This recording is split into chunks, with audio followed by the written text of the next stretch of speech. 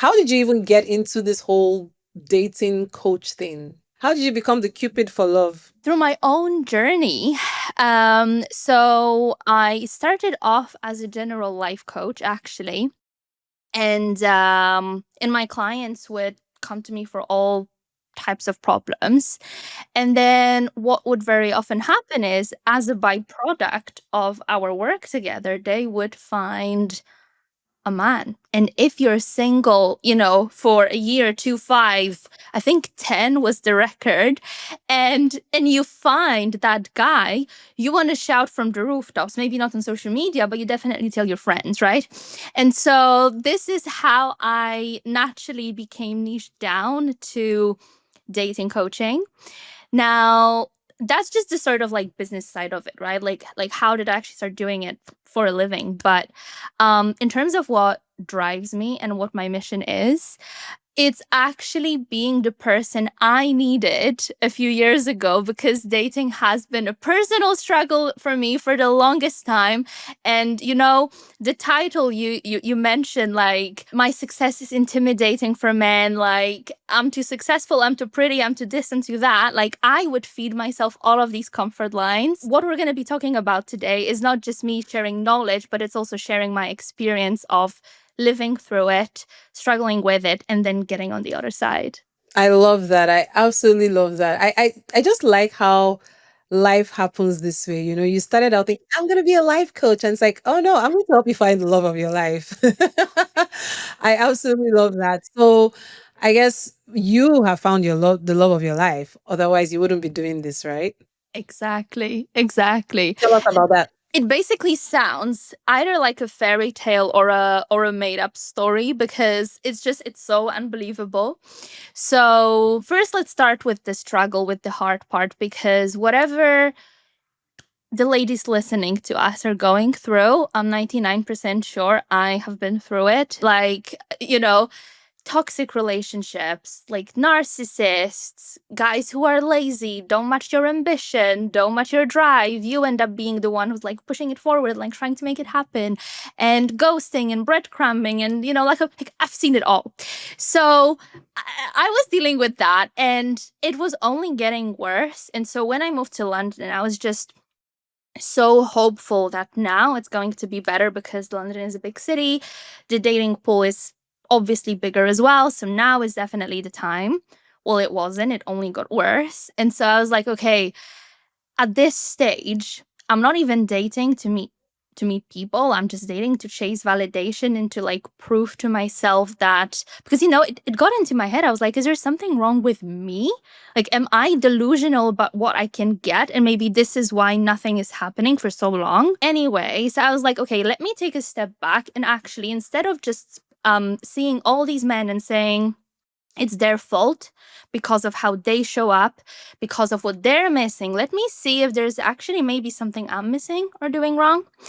And so I took a year off dating completely, no dates whatsoever, deleted all of the apps, and I started looking inwards. So I started studying my dating history, my patterns, how I was communicating, what I actually wanted in a relationship, who I wanted to be in that relationship as well. And then I started looking at like who I am actually. Like that vision, and then who I am now. And there were many gaps. And so I took that year to really work on myself. I also have a psychology degree, so that helped to like actually get introspective and like spot these patterns. But when I did, and when I felt healed and ready and very changed in my outlook, the very first date that I went on was with Philip, my life partner. Wow. It's crazy. Wow, that is amazing. So you didn't, once you fixed you and you closed the gap, then it was just like that for you. You touched on a bunch of things that I want to go deeper into. Let's start with the lies that we women tell ourselves about this whole, guys are just intimidated. Because this comes up in my circle as well. When we're talking, it's like, oh, I went out with this guy and he basically said, oh, you're a challenge for me, or, said in so many words, or sometimes you just assume that the guy is not making and effort because he's so intimidated. And maybe to some extent that is true.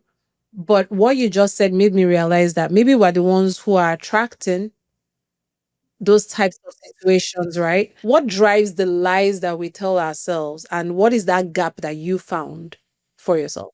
In terms of what drives us, it's definitely ego because it's easier to say, oh, there's something wrong with this guy, not with me. It's absolutely understandable because if you work so hard for your success, if you have a great job, a great life, great circle of friends, you're well rounded, travel, all of that stuff, it's almost like you've put in so much work into your life. It's difficult to say, well, there's something that I missed or something that I'm doing wrong or something that building all of that success took away from me. And what it quote unquote takes away from you, that all of that process of building, is that soft, receptive feminine side.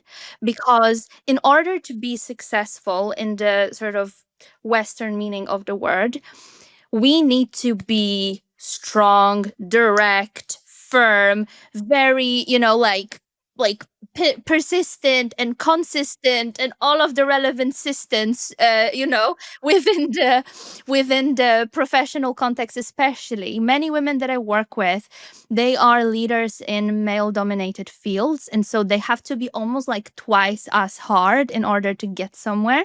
And so yes, they're successful, yes, they have an amazing life, but they had to change how they show up. They had to toughen up, and basically, and as much as that helps you to get all of these other areas, like it helps you transform your life to be picture perfect, it is going to be an obstacle when it comes to your dating life because there is just no energy polarity. You had to become masculine in order to be successful.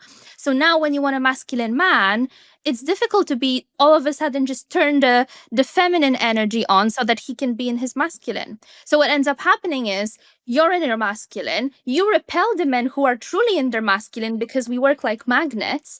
So what you attract is men who are passive, lazy, or just like drive, who are in their feminine, who are ready to receive and be taken care of and be the passenger princess, which frustrates us. It drives us crazy, but that's the dynamic. Yeah, no, oh my gosh. I was just talking, I met a lady at the coffee shop the other day, and she was talking about the dating scene here. And she was like, yeah, the guys here, because she was telling me about how, the country that she lives in now, the guys there, they're more macho men. They're, men's men. They actually approach you on like, here where, guys just don't talk to you.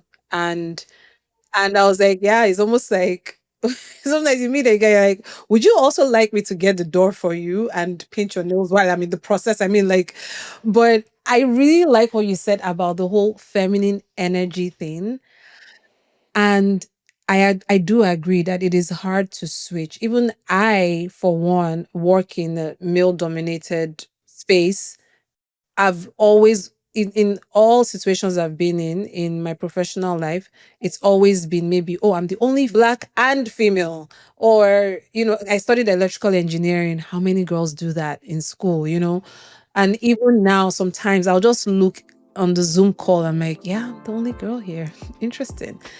But over the years, like you said, I have also like built that muscle